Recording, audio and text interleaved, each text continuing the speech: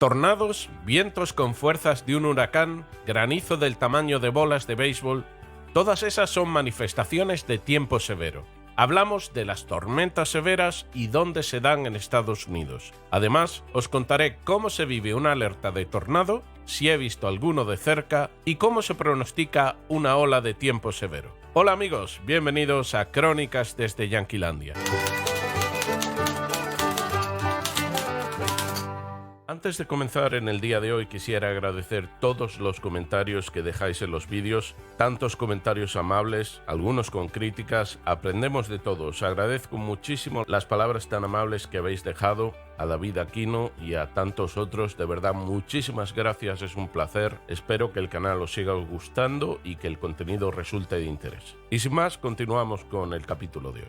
Al final del vídeo te contaré nuestra primera experiencia con un aviso de tormenta severa y las trágicas consecuencias que trajo para una ciudad del norte de Texas. Existen muchos tipos de nubes en el cielo. Muchas de ellas son benignas e indican tiempo estable, pero hay otras que son de bastante mal agüero. Todas ellas se clasifican por la altitud a las que se generan. Las que producen tormentas concretamente son un tipo de nube muy especial llamadas cumulonimbus. Los CD, que es como se abrevia, son nubes de gran desarrollo vertical que pueden alcanzar hasta 12 kilómetros de altitud y dentro de ellos se pueden dar todo tipo de fenómenos meteorológicos, granizo, vientos verticales tremendos y otras manifestaciones de mal tiempo. Estas tormentas pueden ser bastante peligrosas, sobre todo si incluyen aparato eléctrico, o sea, tienen truenos y relámpagos.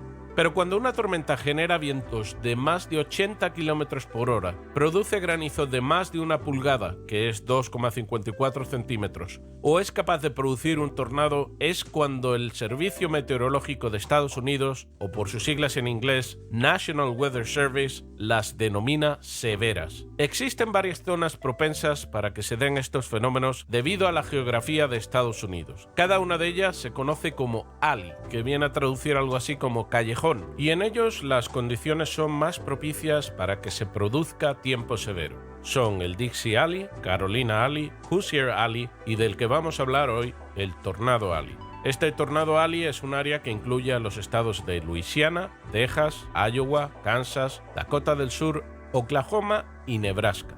De los 1.331 tornados reportados el año pasado, que se llevaron la vida de 23 personas y generaron unos daños materiales de 480.000 millones de dólares, más de un 70% se produjeron en esta zona.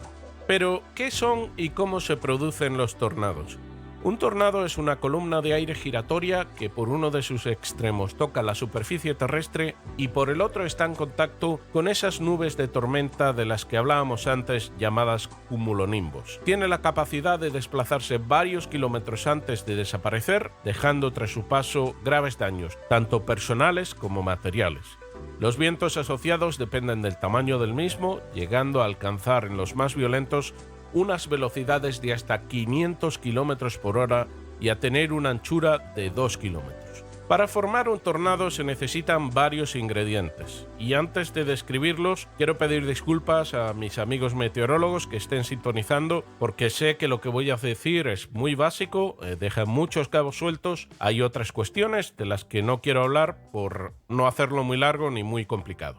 Lo primero, la inestabilidad atmosférica que provocan la formación de tormentas conocidas como superceldas o supercélulas tormentosas, dos corrientes de aire, una fría y una caliente que converjan en horizontal, y lo que se produce es que en ese encuentro entre las dos corrientes de aire, el aire caliente, que debería estar por encima del frío por la regla de la densidad del aire, en su lugar queda atrapado en un plano inferior y ocasiona que ambas corrientes fluyan a diferentes alturas de forma paralela y en direcciones opuestas. Básicamente, eso es lo que es. La escala con la que se mide un tornado se llama Fujita-Pearson, incluye 13 grados, pero todos los tornados se engloban en los 6 primeros. La graduación dependerá de la velocidad del viento registrado y de los daños causados. Pero no solo los tornados son considerados como tiempo severo. Granizo más grande que una bola de golf o vientos de más de 80 km por hora también lo son. Sin ir más lejos, hace un par de semanas tuvimos un frente frío aquí que dejó tormentas severas con vientos asociados de hasta 130 kilómetros por hora. Esos son vientos de un huracán de categoría 1 y que desgraciadamente dejaron muchos daños materiales en el camino. Hubieron un par de spin-ups, que son tornados de muy corta duración y que suceden en este tipo de formaciones meteorológicas, y aun sin riesgo predominante de generación de tornados, se produjeron daños muy cuantiosos. Y la siguiente pregunta es: ¿cómo se pronostican?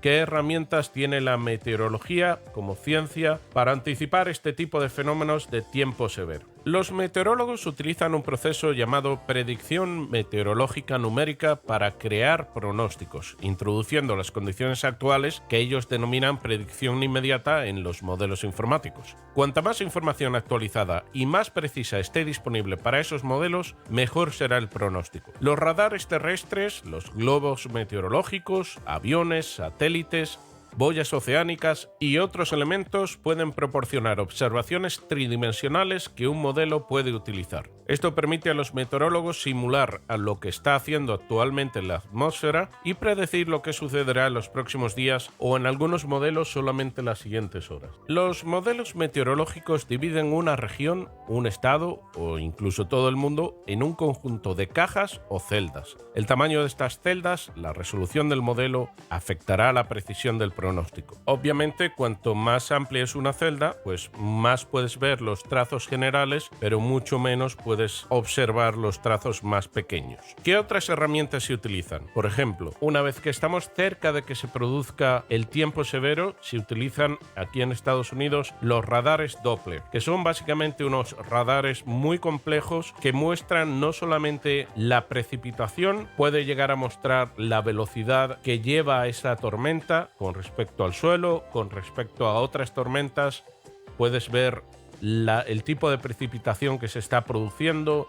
Tienes mucho acceso, mucha información que hay que saber identificar. Además, se puede recoger a diferentes ángulos de azimut, o sea, diferentes ángulos hacia arriba del cielo, y es tremendamente interesante saber leer estos radares y cómo se utilizan a la hora de pronosticar y de observar los tornados, por ejemplo, o la precipitación en forma de granizo o vientos, si son lineales, si son convergentes, si pueden llegar a producir tornados. Es una ciencia tremendamente compleja, tremendamente bonita y de la que soy observador y amante, ciertamente sin ser profesional, aunque en mi campo, en la aviación, pues la utilizamos bastante. Para concluir y por terminar con lo que prometí al principio, la primera vez que nosotros vivimos una alerta de tornado fue en abril de 2017, concretamente el 29 de abril. Ese día el Servicio Meteorológico de Estados Unidos había emitido un aviso por posibilidad de tornados. Existen tres tipos de aviso que el National Weather Service ofrecerá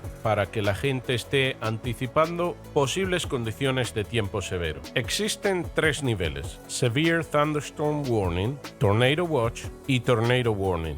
Severe Thunderstorm es cuando se anticipan condiciones de tiempo severo, pero sin llegar a producirse o con una posibilidad mínima de tornados. Tornado Watch es un aviso previo que se suele publicar la tarde o la mañana anterior a que se produzca el evento y en el que se especifican el porcentaje de área que puede haber afectada y se intenta predecir la fuerza del viento con la que se generarán esos tornados. Por último tenemos el Tornado Warning, que es cuando efectivamente se ha comprobado que hay un tornado en un área o se detecta mediante radar Doppler que existe lo que se llama la firma tornádica, es decir, que hay dos corrientes de aire que se juntan en un punto con cierta velocidad y ciertas características que pueden predecir o pueden definirse como tornádicas.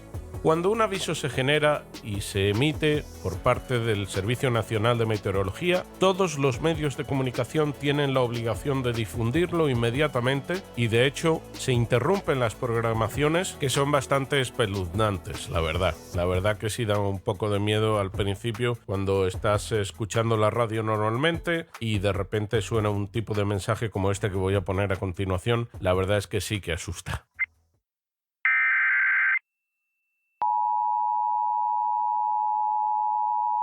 The National Weather Service in Lincoln has issued a severe thunderstorm warning for northeastern McLean County until 5:45 p.m. At 4:57 p.m., severe thunderstorms were located along a line extending from near Fairbury to near Lexington, moving southeast at 40 miles per hour. Expected hazards include 60 miles per hour wind gusts and quarter-size hail. This is a radar-indicated threat. The following impacts are expected. Hail damage to vehicles is expected. Expect wind damage to roofs, siding, and trees. Severe thunderstorms will be near Colfax around 5:15 p.m. Severe thunderstorms include Saybrook, Cooksville, and Aerosmith. This includes Interstate 55 between mile markers 173 and 182.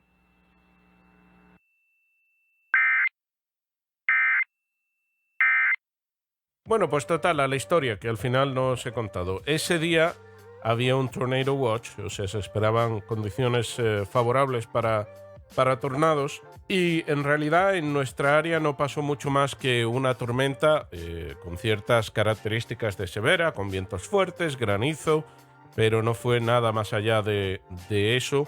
Sin embargo, un poco más al este de donde vivíamos nosotros, sí hubieron 6 fallecidos y unos destrozos tremendos. Y la verdad es que al ser la primera vez que uno vivía un evento de ese tipo, pues sí llama mucho la atención y uno lee un poco para estar informado de lo que recomienda el National Weather Service que hagas en esos casos, que te vayas a una habitación central de tu casa, si puede ser debajo de una escalera, si puede ser un sótano, en cualquier lugar donde estés separado lo más posible del exterior de tu casa, que no te acerques a las ventanas y que si tienes un casco de bicicleta o algo parecido te lo pongas encima, y es porque en realidad cuando pasa un tornado por una casa que está hecha de madera y que apenas tiene un murito de ladrillo para embellecimiento, pues va a afectar y va a afectar de forma bastante negativa la estructura de la casa. Hasta aquí el contenido del día de hoy, amigos míos. Ojalá os haya gustado y ojalá nos dejéis un like. Os esperamos la semana que viene con más aquí en Crónicas desde Yanquilandia.